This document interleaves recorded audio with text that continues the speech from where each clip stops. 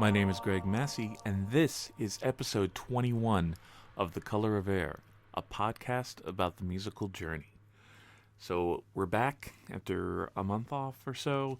I hope none of you out there who are regular listeners are getting nervous that the podcast is over or anything, because that's not the case. Just, being busy, not having guests at the ready, not really wanting to do another Q&A episode. There's a lot of stuff that went into it. So, anyway, I want to welcome you back. We have a pretty phenomenal interview coming up. This is the first of my phone interviews. Normally, I conduct these interviews either in person or over Skype. But the next couple are ones that I did over the phone, and, I was pretty happy with how it came out. Still trying to work on the levels of recording, but, another new aspect of the podcast, I guess. So we are The Color of Air. You can find us on the web at www.colorofair.com. You can also find us on Facebook at facebook.com/colorofairpodcast or on Twitter at The Color of Air. You can subscribe, rate, and review our podcast on iTunes or on Stitcher.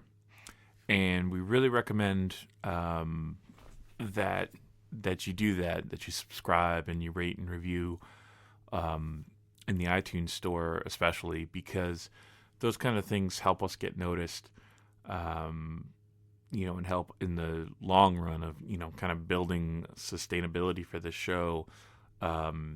So any chance you have to go on there and do that would be wonderful. And I would appreciate it greatly. And, I always mess up these pronouns. I keep using we, and, really it is just me. I don't really have a team of people.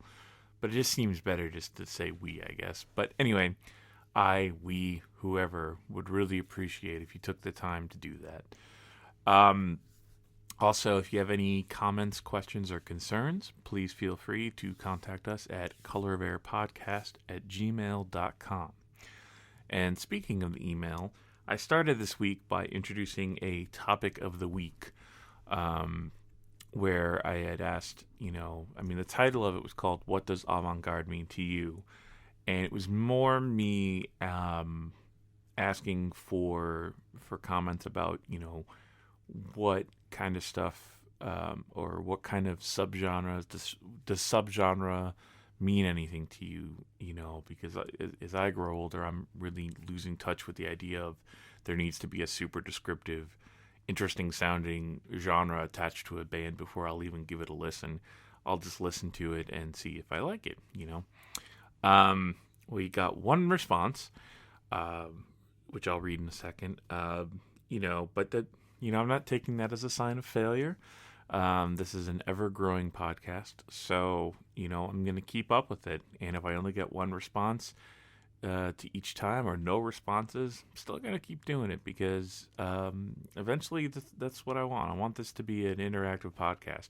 I want you to listen to the podcast and want to say something to me, say hi or to say, hey, that episode was shit, or, learn how to interview people, or, don't actually be so mean. But yeah, we did get one response. This is from Nate Perry. So he wrote that maybe around 5 or so years ago, when I was 20, I had never heard of avant-garde music before until a friend showed me a band called Sleepytime Gorilla Museum. He didn't refer to them as that, he just said that they were a weird metal band, but I loved them. As I do with a lot of bands I start getting into, I looked them up on Wikipedia and found out they were referred to as avant-garde. To me, this was giving that unique sound, the bizarre nature of the music, a name to go by. So I started searching for more bands like Sleepytime Gorilla Museum, which led me to K.O.'s Choirs of the Eye.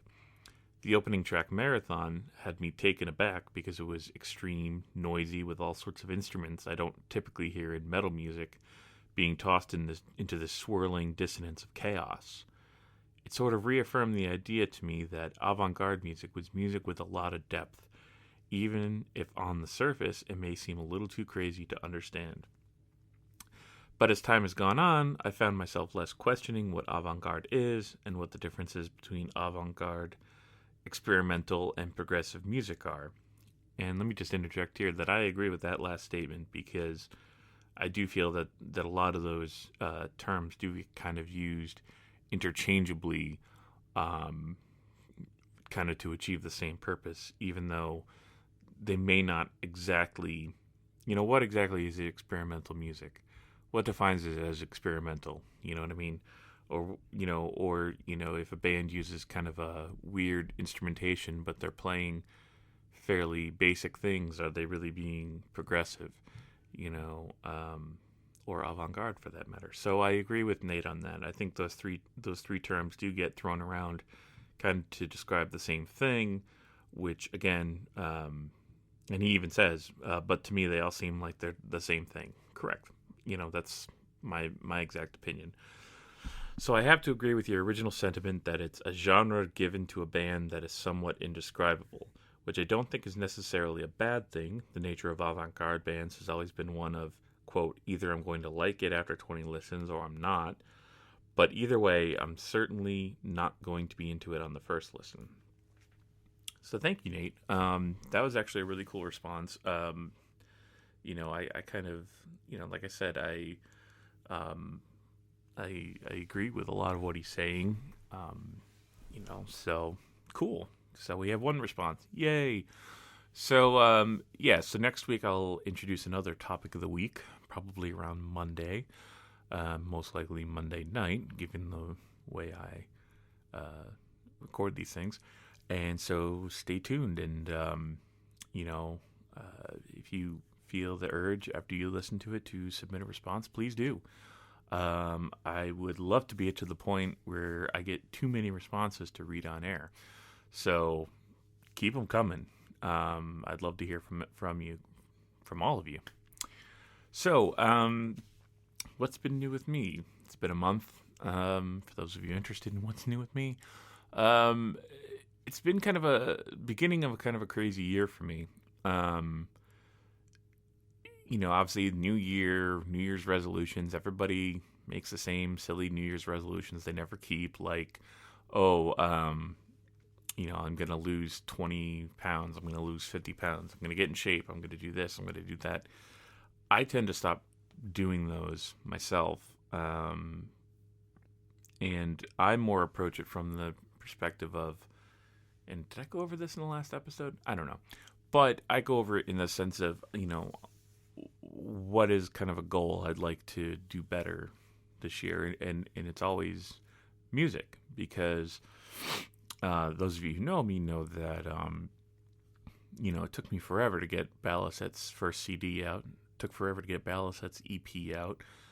It takes forever for me to finish music, which is really, really, really, not good for building momentum with your band. I mean, especially, it's one thing if we were a band like Metallica, where, people are waiting with bated breath to see what they release, or there's this kind of expectation that, it's, people are anxious to hear the results. We don't really have that kind of fan base, so it's pretty easy for us to get forgotten, which is kind of a sad consequence of it all. And so my goal this year has been to kind of up that presence. And obviously the first step in it was last year starting the podcast, because, besides the fact that I get to talk to my friends or talk to people I've always wanted to talk to, and I get to introduce you guys to new bands you might not have heard of, that part's awesome.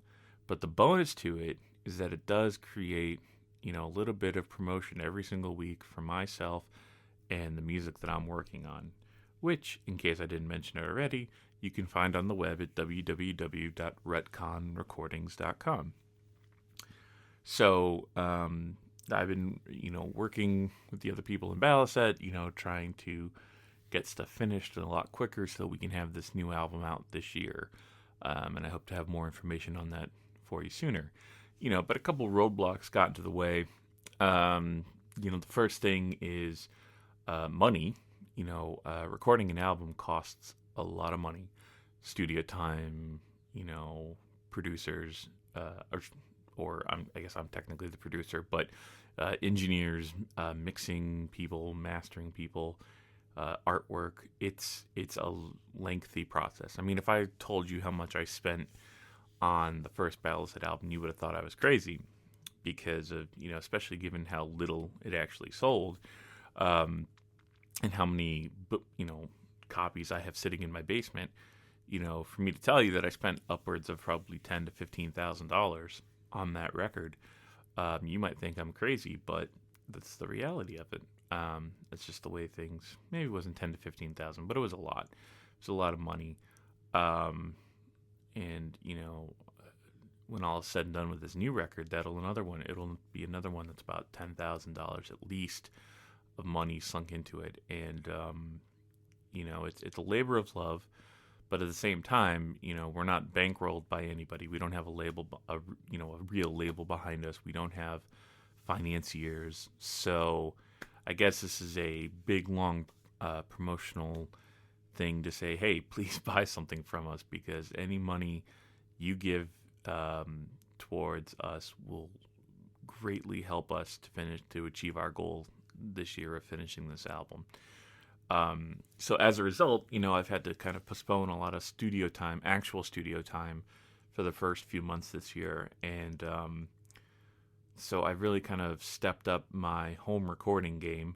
Luckily I have a good network of friends, and a lot of them have recording experience or have gear at their disposal. So I was able to borrow some, better gear than what I have in the house. So I've got, a decent mic preamp, and I've got some compressor, and, I got some decent mics that Shannon, the singer of my band, was able to lend me. Altogether, a big shout out to these people. My friend Jason Bittner, who lent me the outboard gear, Shannon and Mike, who lent me the microphones. All this stuff is, it just means that when you're thrown an obstacle, it's very easy to kind of give up and just be like, oh, I'm just going to throw my head in the sand. Nothing's working my way. But my goal is really to push through and say, no, put this obstacle in front of me, I'm going to push through it. And it's something I don't want to have excuses anymore, and I don't want to blame it on other people. Not that I do, but I don't want to be like, oh, well, the economy sucks. I've got bills to pay, so so I can't afford it. No, that's those things are part of life. The big thing for me is let's do this, and that's really been my mindset. So the other thing too, on the other flip side of that, there's the money aspect, but also there's, when you're recording at home, there's the the habits that you keep. Because when you have a studio session, you're kind of forced into working 10 hours, 12 hours, because that's the only time you have at that point. It's costing you money. You need to make the most of it. When you're recording at home, things can get a little more lax. And I've noticed in the past that I've got really bad creative writing, demoing, tracking habits. I really do.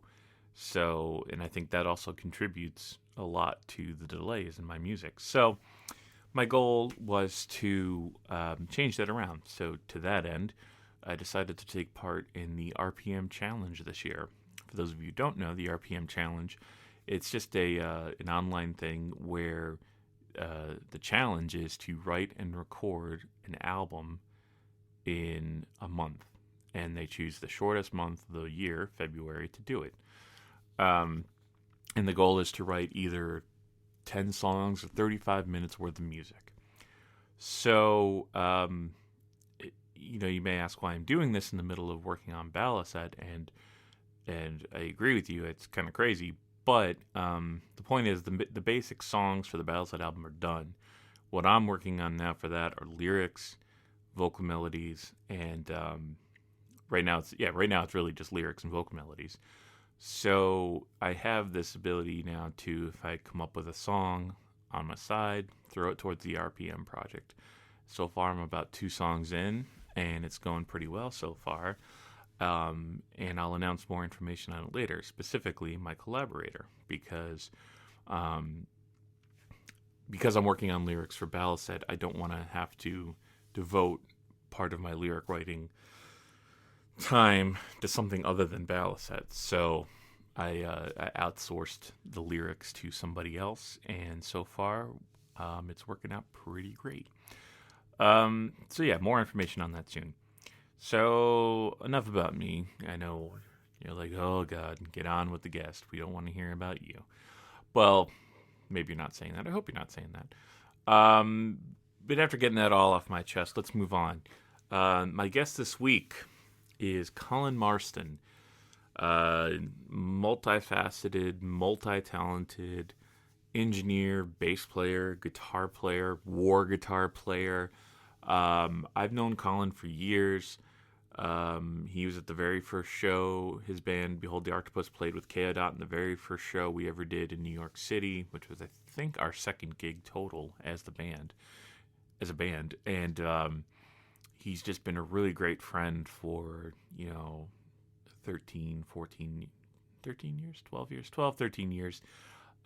Seeing him grow as a musician, as an engineer. I mean, when I first met him, his gear was, in a bedroom in, a small New York apartment.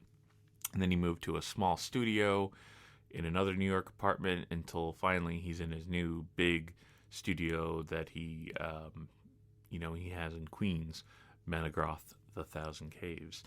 And I've tried to support him, obviously, going to shows, buying music, and also booking recording time. He's helped me out with a couple things over the years, including some acoustic demos, maybe 10 years ago.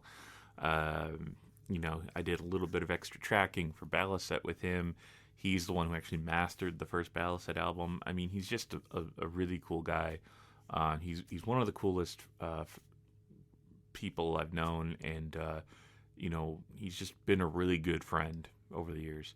So it was a no-brainer to have him on, and it just took a while because he's also one of the busiest people I know, in between recording and all of his active projects. You may know him as the bass player in Dysrhythmia, the bass player in Gorguts, war guitar in Behold the Arctopus, as well as guitar player in Kralis. Those are his main projects.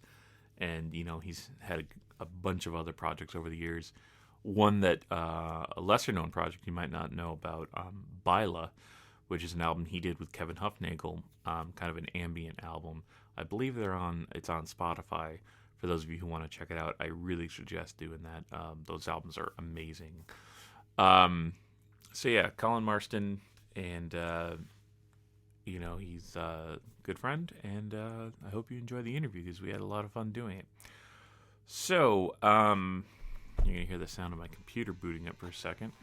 So I'm gonna start you off with some music, and the first song is actually going to be from another lesser-known Colin Marston project. It's called Indricothere, and the album is called 2, and the name of this song is 7.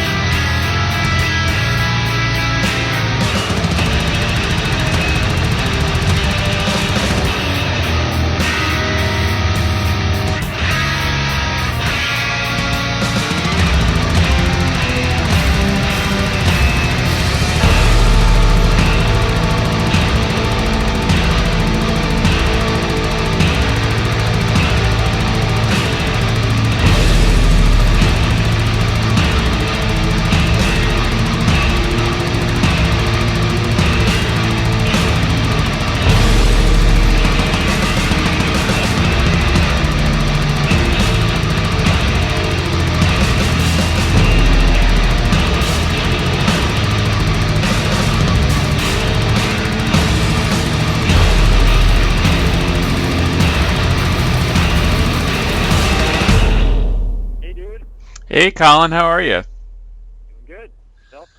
Oh, not too bad, not too bad. So you're in the middle of projects today? Yeah, I'm like working on this mix for like an album that I actually played bass on, like with the drummer and the singer from Origin. Well, with John, who was playing drums for Gorguts, um, and this guitar player who lives in like the same town, like upstate Saratoga, as John and Jason. Oh, Um, cool. yeah, so I'm working on that, and then like after I get off the phone with you, like this band is coming in to just like keep working on a mix. It's kind of just this like I don't know exactly how to describe it. It's definitely like prog rock, Okay. um, but it's not metallic. You know, it's like prog. Oh, okay. Okay. So, are your how quickly do your ears get shot from having to do all these different things every day? Oh man, well, I mean, I actually like I didn't get as much done on the death metal mixing as I was hoping to today. And that usually that's the thing that's like the hardest to work on for long periods of time, just because like just hearing like constant distorted guitar and like fast drums and stuff is like that. It's like not only the hardest kind of music to mix, but it also like wears on your ears the fastest. Wow.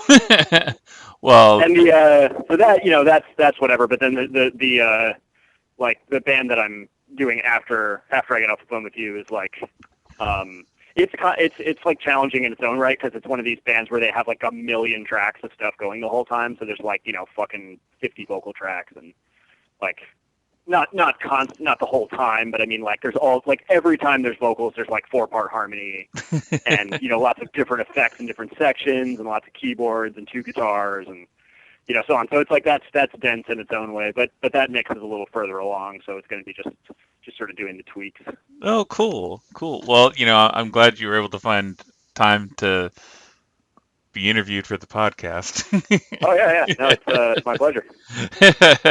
um, How have you been? oh, I've been good. Yeah, I've been busy too, gearing up for a bunch of different crap. So, uh, yeah, like I'm planning on doing that RPM challenge in February. RPM. Yeah, so it's like basically it's the challenge is you try and write an album in the course of a month.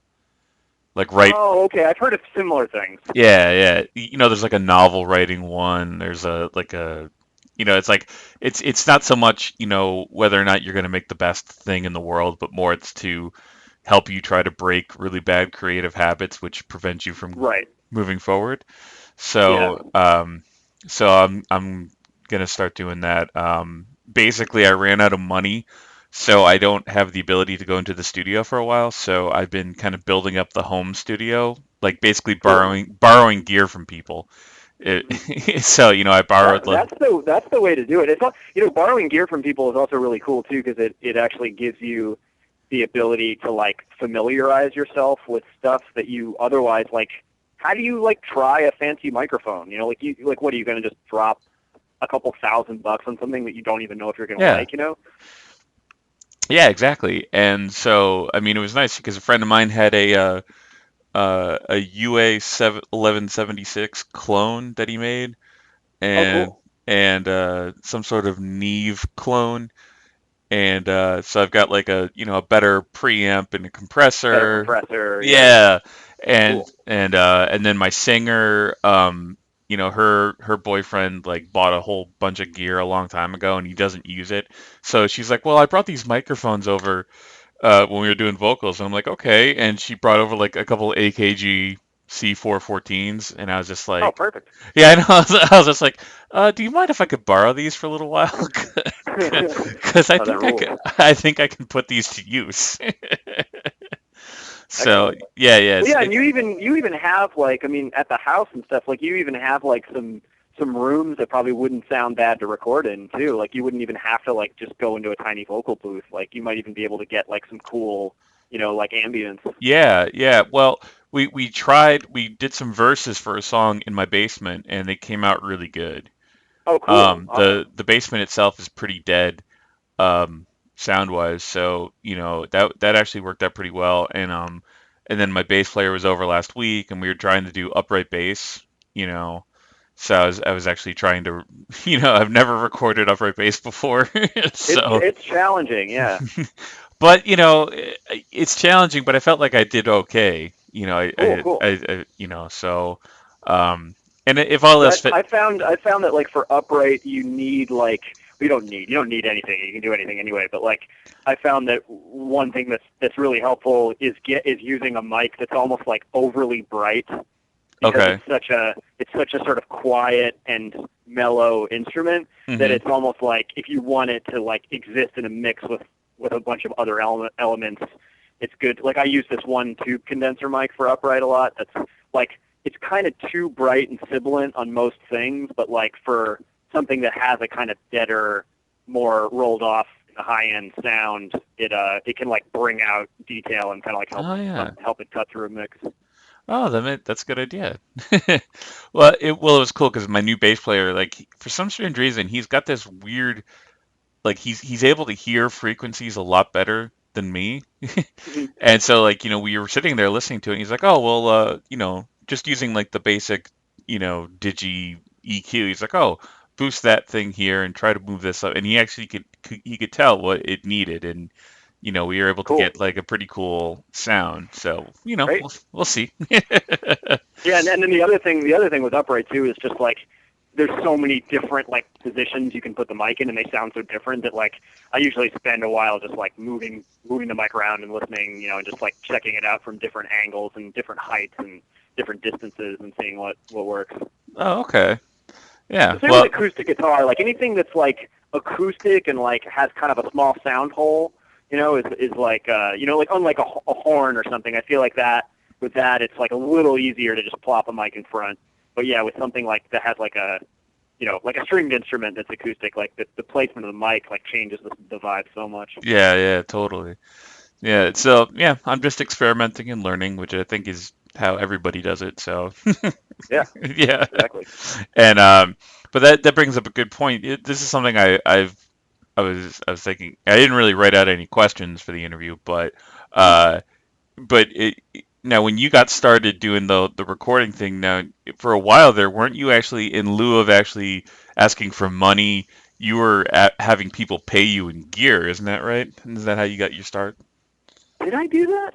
Well, that's what Forbes told me a long time ago. He said you mixed an album for that, or you did an album with them, but they had to buy. Oh, yeah, okay. I think I know what he's talking about. Like, I don't remember actually sort of like doing that specifically, but I think what he's talking about was when I recorded the Thought Streams album, which was like, basically the first thing I ever recorded like for hire. I mean, I did 2 albums that same summer. I did one for like Alex Nagel's Roommate that was like a solo record, and then I did the Thought Streams album like a couple of weeks later.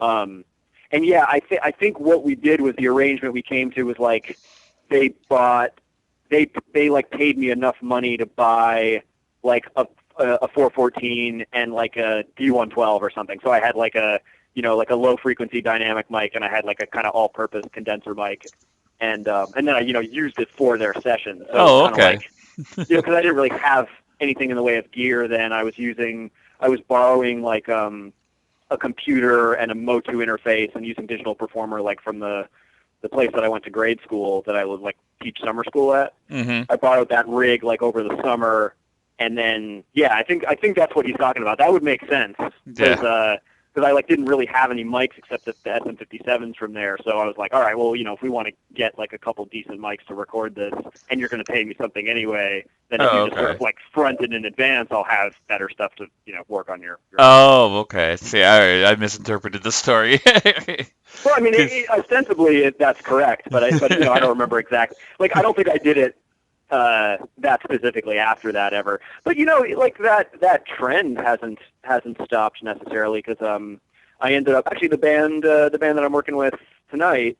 When I worked on their last album, they had all this pre-programmed MIDI keyboard stuff, and we were kind of trying to think of like how to approach that.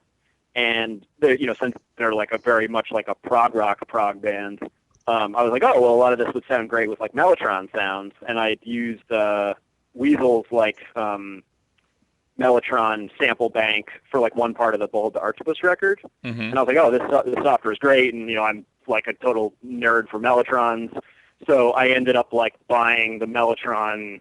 It's not even really an emulator. I guess it's an emulator, but it's really a sample bank software instrument. Sort of specifically to use on these guys' album. But it wasn't like they paid me by getting it for me, specifically. But like I did get it. Like that was the impetus for me getting it. And then it ended up being great because, like, right when I got it, I was like, it inspired me to make my first improvised solo album that I've ever done.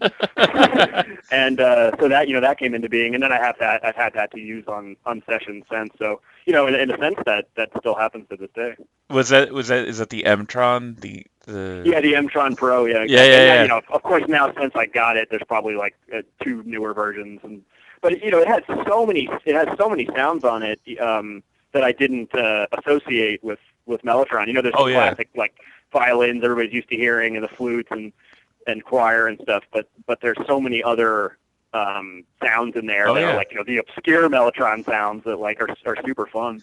Yeah, well, it's interesting because I didn't realize till because I've had the M-Tron for about 5 years, and I've used that pretty extensively on the first Balisad album, and I think when you were mastering it for me, you pointed out that one of the settings I was using was the exact same thing King Crimson used it on one of theirs.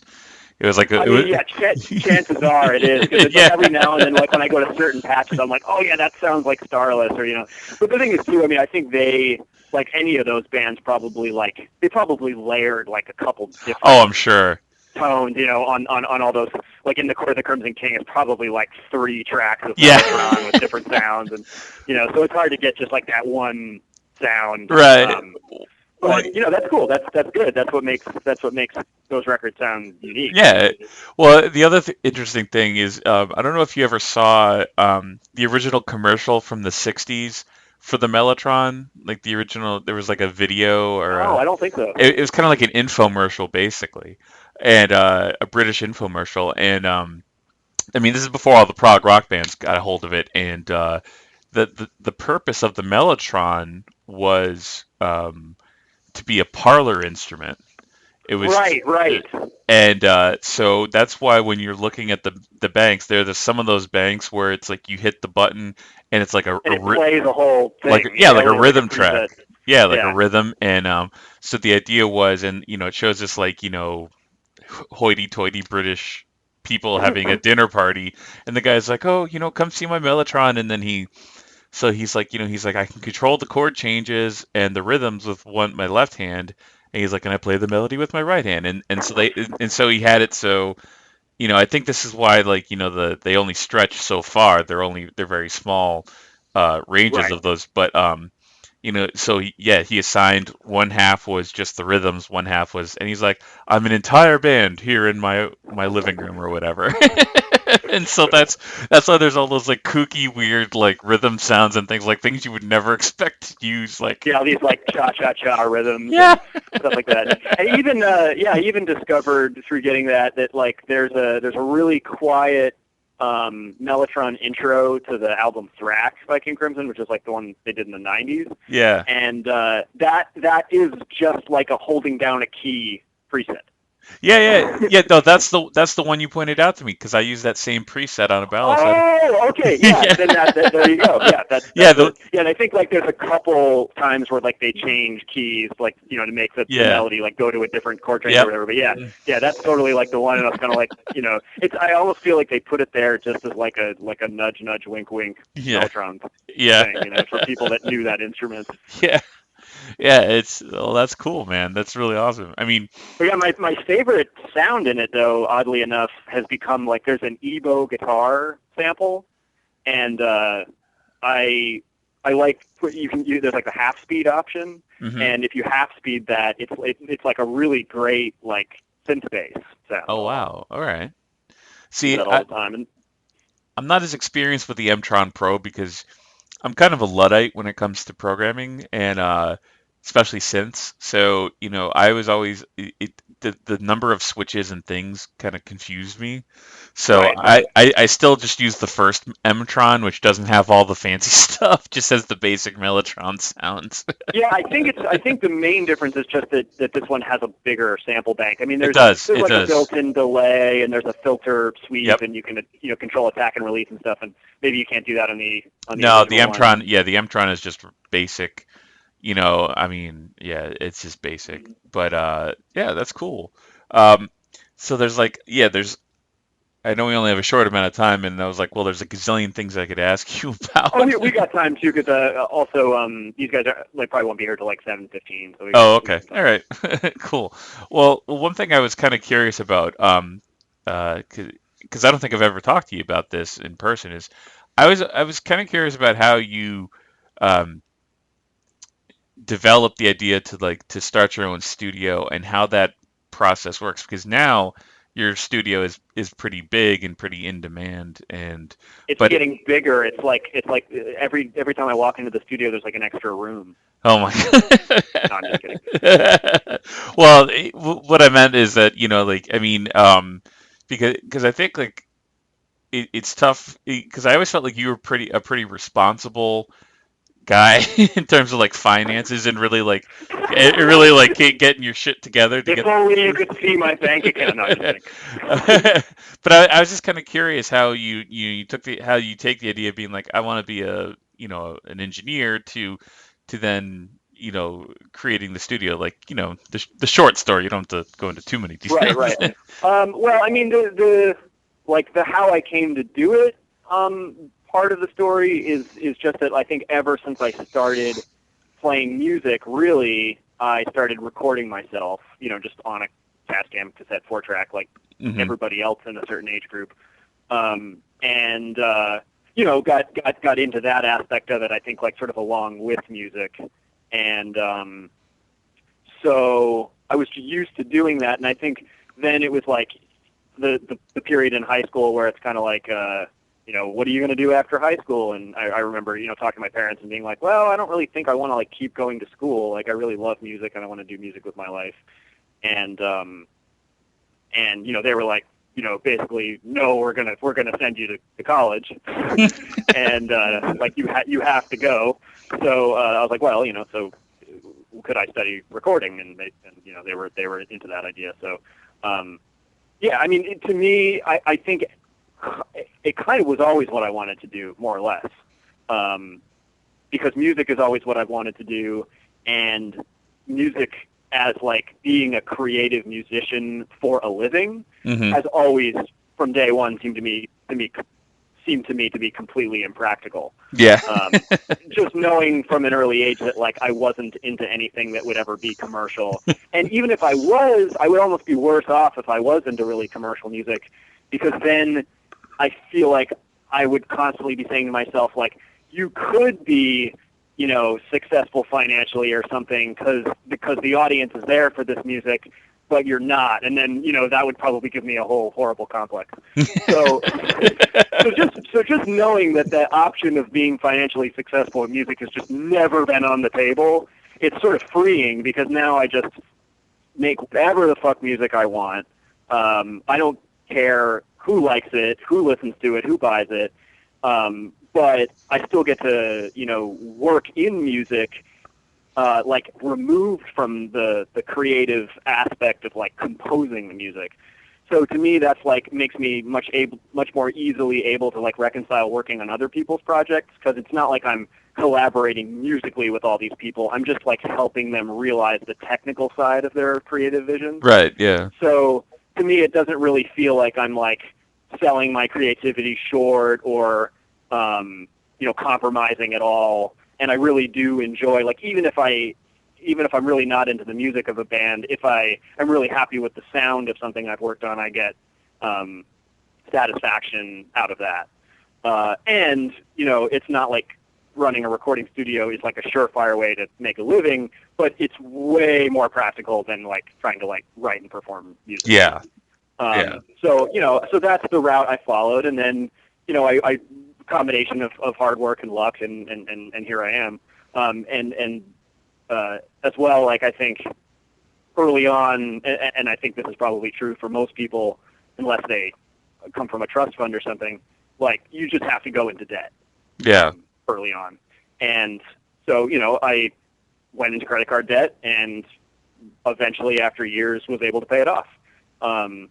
So, now I'm like just teetering on the edge of having money or being in debt, but at least, I don't have any like serious debts anymore. And, I know that could always change because the business could just stop at any point. Mm-hmm. So it's, it's risky, but like, it doesn't matter because this is like, the risk is worth it to me at this point, for sure. Well, and what made you decide to basically just open up your own one as opposed to, going like the intern route and like, working at somebody else's studio and building? That just kind of happened because right out of school, I found an apartment that had a basement studio. Okay. The one that you right. went to. You were the original. Yeah, the original Pain Cave. Yeah. Well, with where like every member of KO.dot slept in like just like in my kitchen and shit. Yeah, exactly. during that split recording. Yeah. So that place I found right away, and I wasn't able to like make a living off of it right away, but at least I had at least like a tracking room and a control room. So just the bare bones. Right. Of what I needed, and I could, basically work for people for free or for cheap or whatever, just to start building up some clients and recording my friends, and then like eventually I was able to get enough work that I could quit my temp job and just do that, full time. And pretty much I've just had business since then. Yeah. And then moving here to this studio was a little scary. Just because it was so much bigger and more expensive, and all the expenses and electric and stuff were going to be a lot more. That's at least worked out for the time being as well. And did you have to put in a lot of extra work into the studio, setting it up to the way you wanted it to be? Because I mean, granted, it was already a studio space when you moved in, but did you have to do any additional like construction or?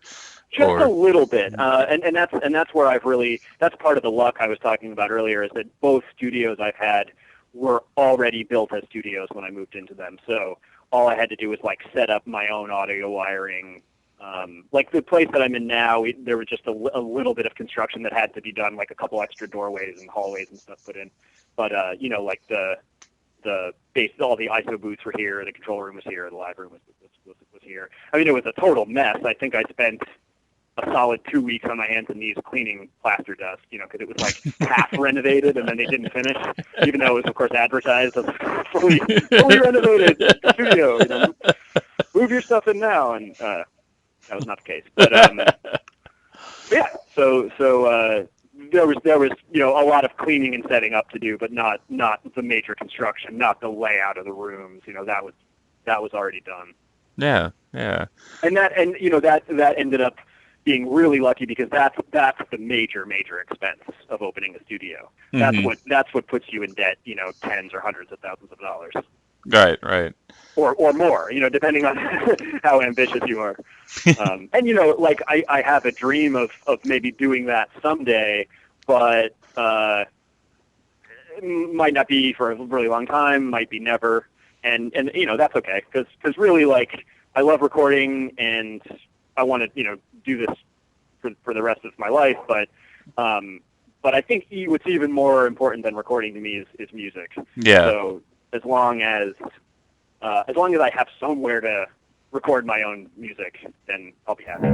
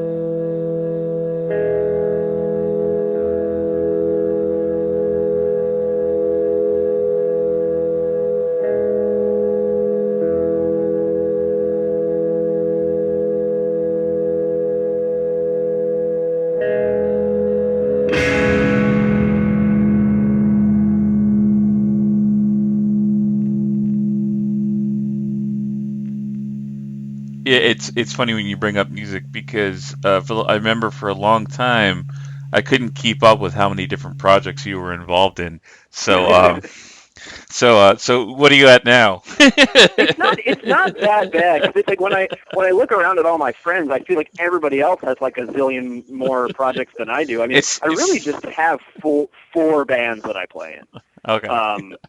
And I mean, maybe the difference is that like all four of them are bands and they're not like solo projects or just like improv duos or that kind of thing. Mm-hmm. So yeah, and you know, I don't like tour tons with any of them, so it's, you know, it's maybe not quite as crazy as it sounds. And like, you know, Behold the Arctopus has been like, I don't want to say inactive, but like after Charlie, after like he was done in the band, you know, there was like a year off, and then we had Weasel, and in the whole course of Weasel being in the band for a few years, we really only played like less than a month of shows total in those like 3 or 4 years. And now we're back to looking for a new drummer. So, I mean, that hasn't been like a huge time strain. And, you know, Krallis doesn't really tour.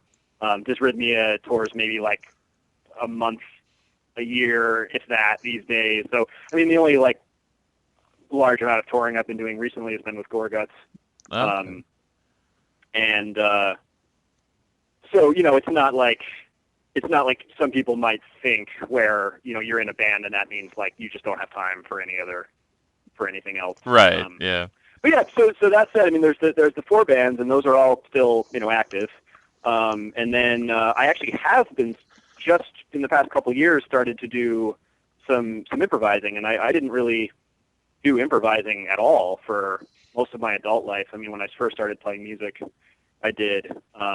But then I got so into composition and written music that I think I had it in my head that like improv was somehow like, I don't know, less important, or maybe not even that specific. Maybe it was just that like I just followed the composition path. Mm-hmm. Yeah. And that was what was interesting to me.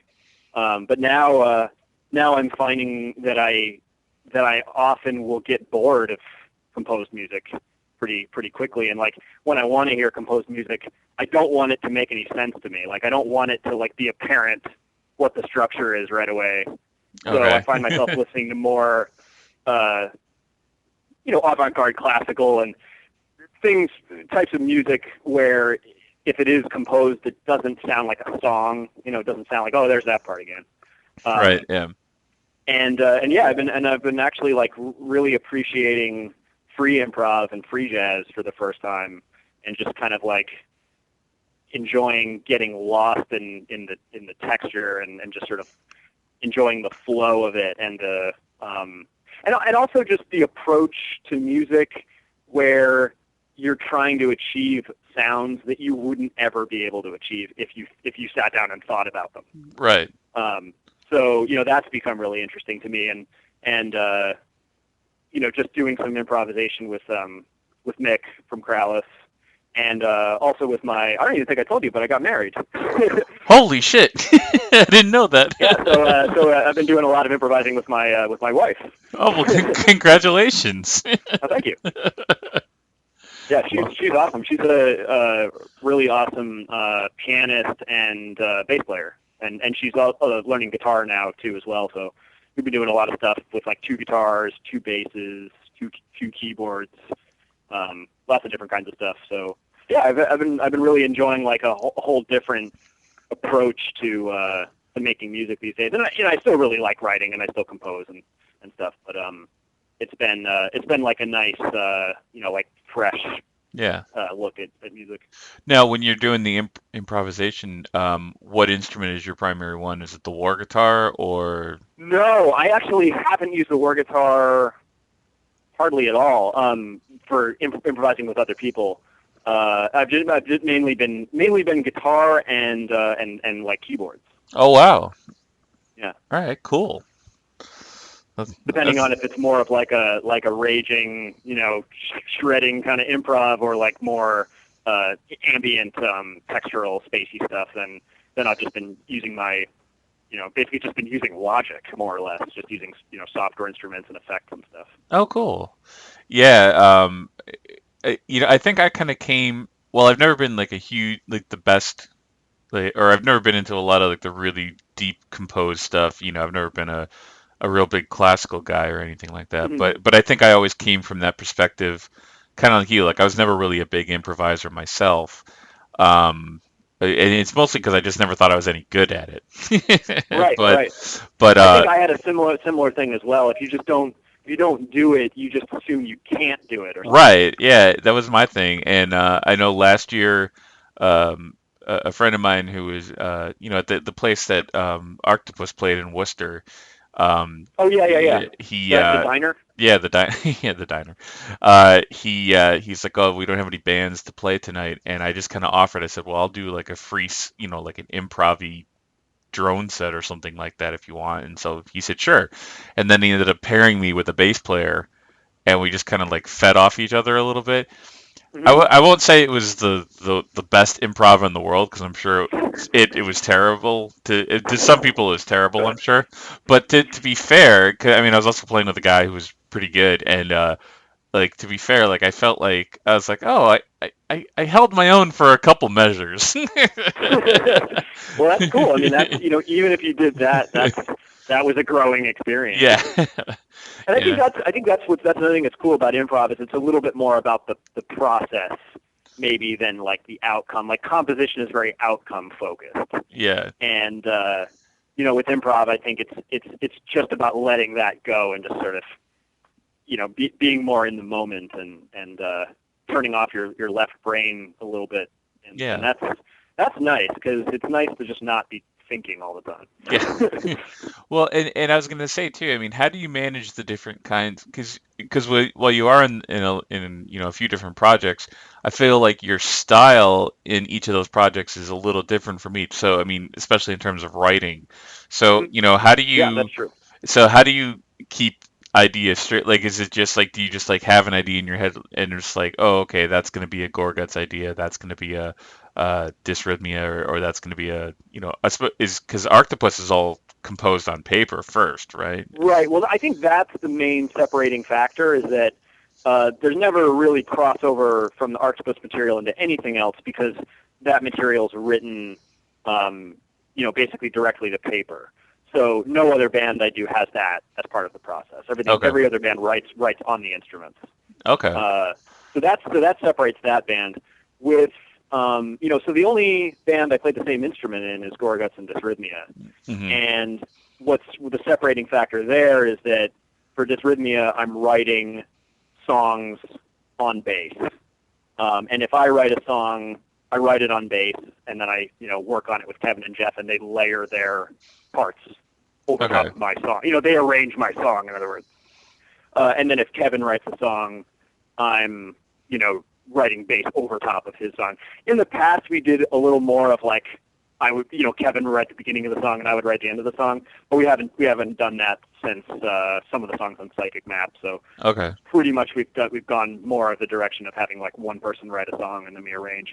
And Gorguts works that way too, but the only song I've actually written two songs for Gorguts where like I wrote the song, but I wrote them on guitar first. Oh, okay.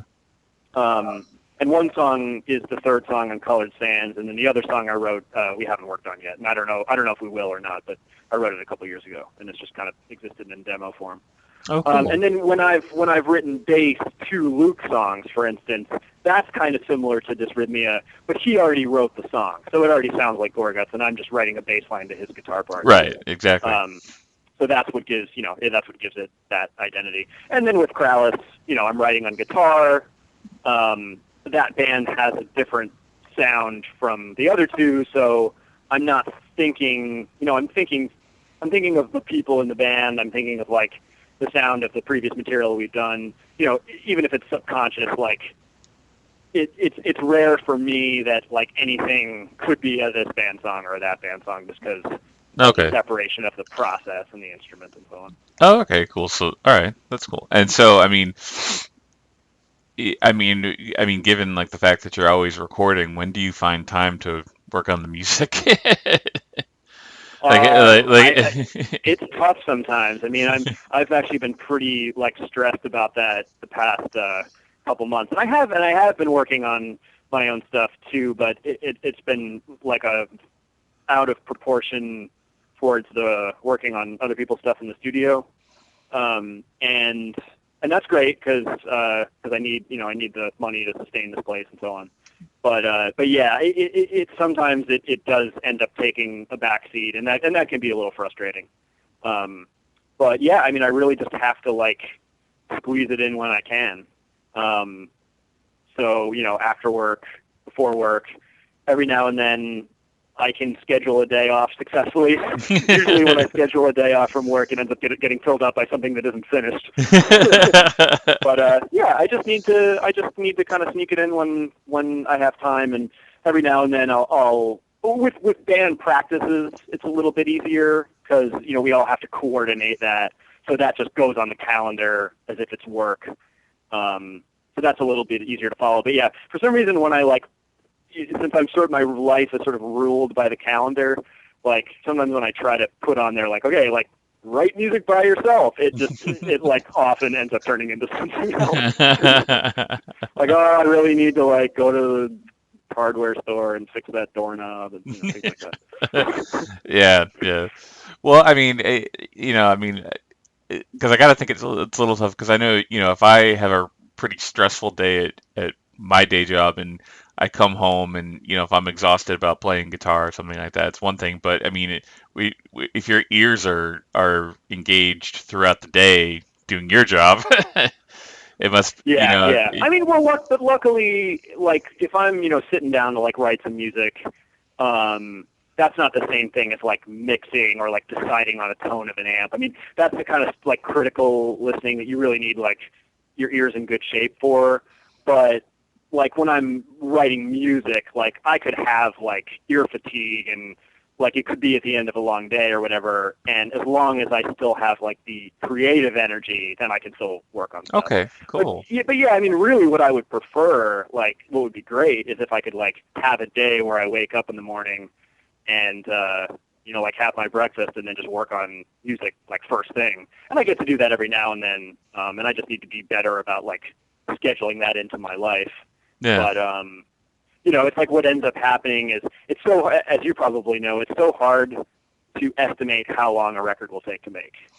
Yeah. So it's almost always undershot or overshot. And, I've been doing this basically every day of my life for the past 10 years, and still it's hard to estimate. So, what's the thing that I'm in right now is that I've had a few albums that weren't finished in the amount of time that we estimated, and so I have a few things simultaneous, and then I have more set. I'm starting the new Cleric album on Sunday, which is really exciting. But I'm kind of oh shit, that's coming up soon, and I got to finish this thing, and I got to finish this thing, and I don't want to have all these other unfinished mixes hanging over my head before I start with them, and so it's tough, and that's why sometimes my own creative time gets pushed back because I feel obligated,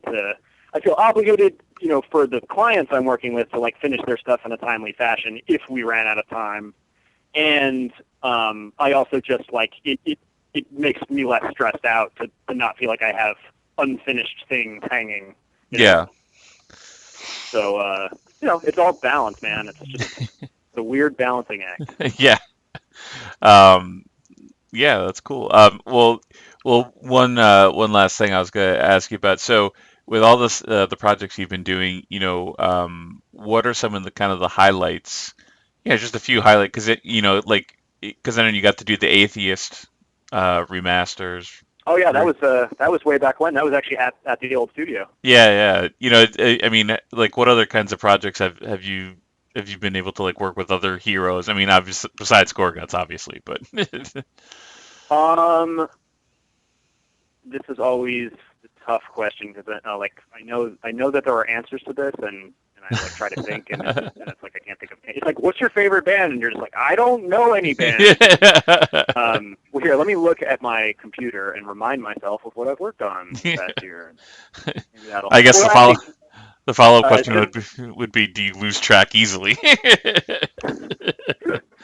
Let's see here. Well, just yesterday I got to record Guitar Hero Ron Barad's solo album. Oh, cool. Yeah. So that was fun. Just the instrumental tracks, but so yeah, what did I work on last year?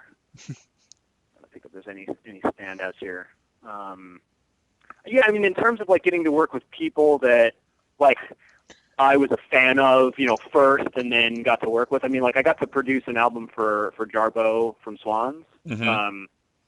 That was like probably a good 6-7 years ago now, but that was really cool, and that was one of the only times that I kind of like got to actually sort of be a producer, and like say, oh, like let's bring in this person to play this. She brought in demos with parts that she'd played all on keyboard, and then some of the things she wanted replicated exactly, and then other things it was more open. And there was a couple songs on there where I got to there was one song where I kind of got to just make a song out of some source material, and it's kind of the most abstract one on the record. And then I remember there was another song where we had a cello player come in and just record a bunch of source material, and then I just, with editing, I just built it into kind of a string quartet arrangement. Oh wow. So that was kind of fun. That's the kind of thing I don't really get to do that often.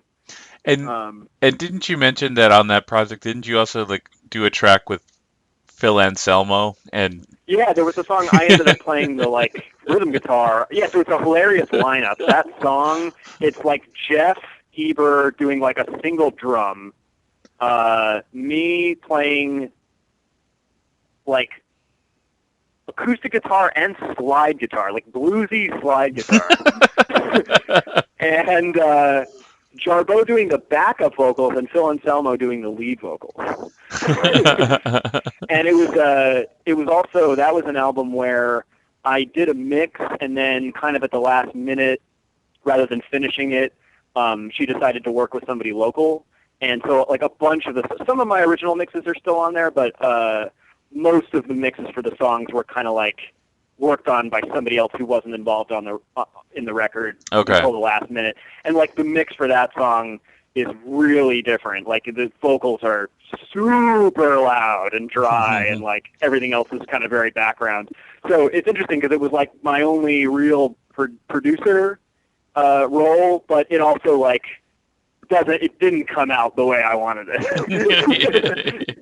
It's still a really cool record, and it's, I don't know, it would be worth sort of sitting down with again and checking it out. But that was just one of those stories where like it just ended up like going in a bit of a different direction. So, but yeah, that was my song I played on with Phil Anselmo. He didn't come into the studio. Right? No, I know. At home, but, unknown to him, he did a song with you. Exactly. Yeah. What else?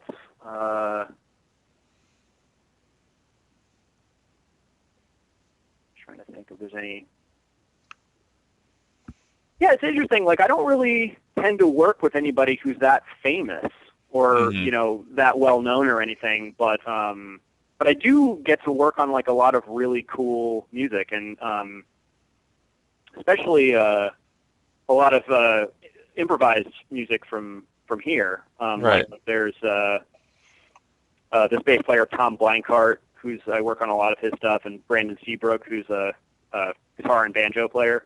Oh, cool. And they play together in a band as well, but they do a lot of their own projects. And John Arabagon is a saxophone player I've got to work on some stuff for.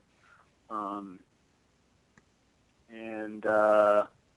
I've been working with the band Oneida a lot over the past couple years. Okay.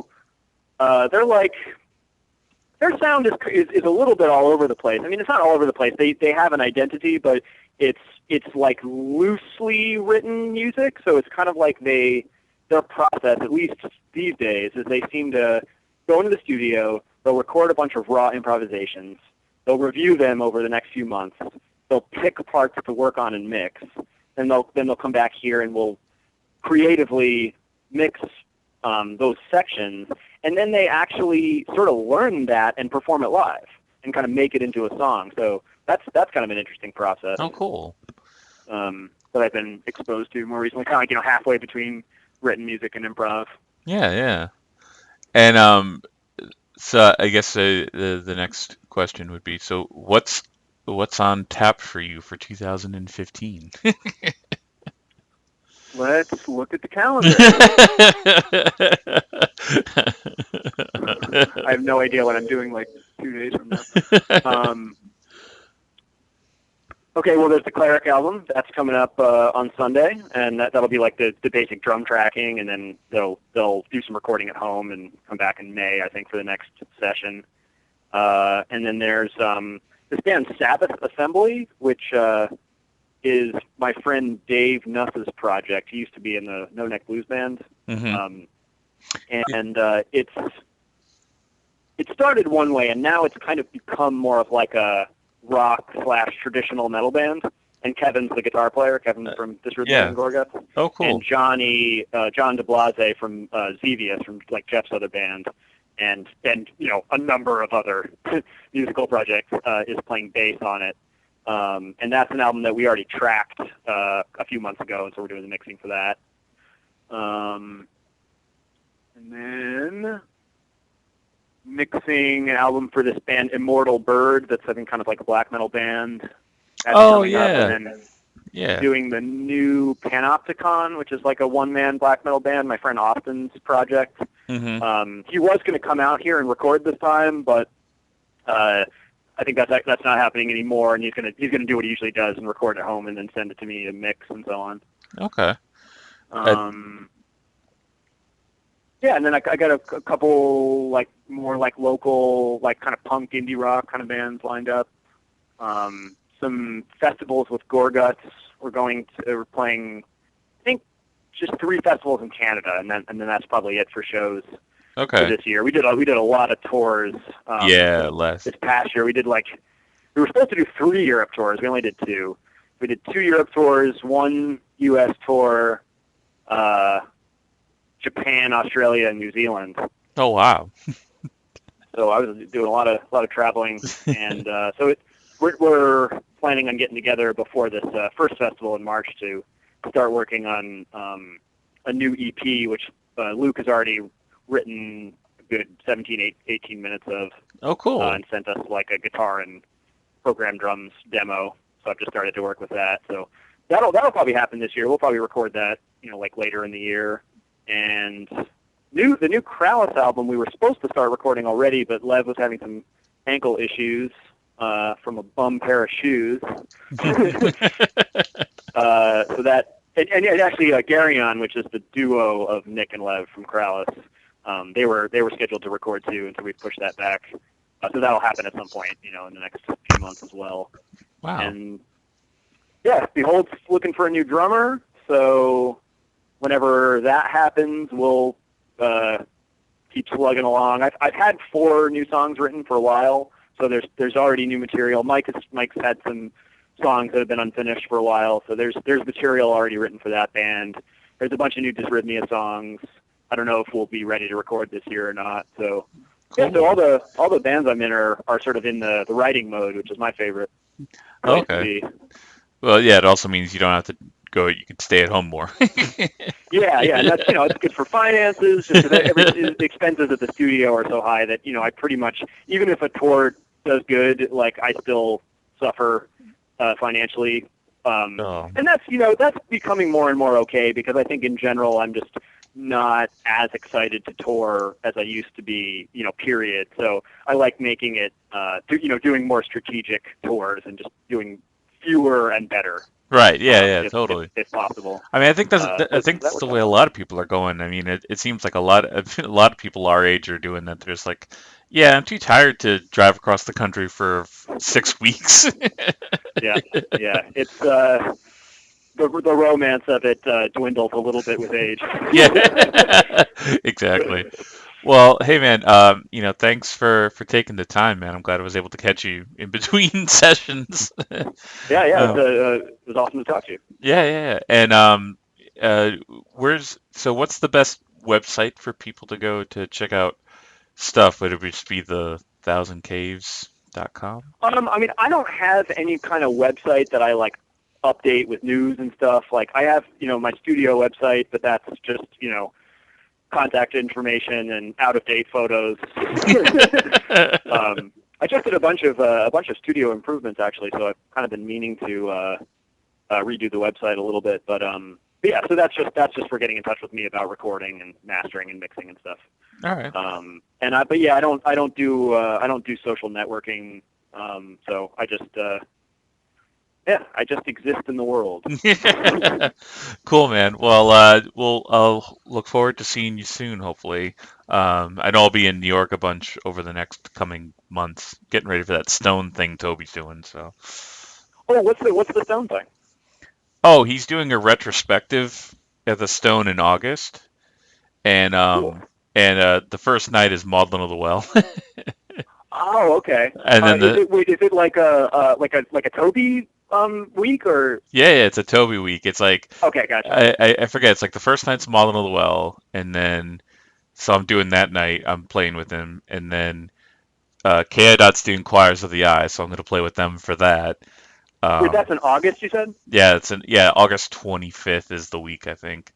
So, oh, okay, so it's right after, because Mick's residency at the Stone is like the week before. It's the 18th through the 23rd. Oh, okay, cool. Yeah. Cool. Yeah, and the Clerics is in July. That's awesome. Yeah. So I'm sure I'm going to be coming down a lot. I keep telling Toby I have these recurring nightmares that I get on stage to play and I don't remember how to play anything.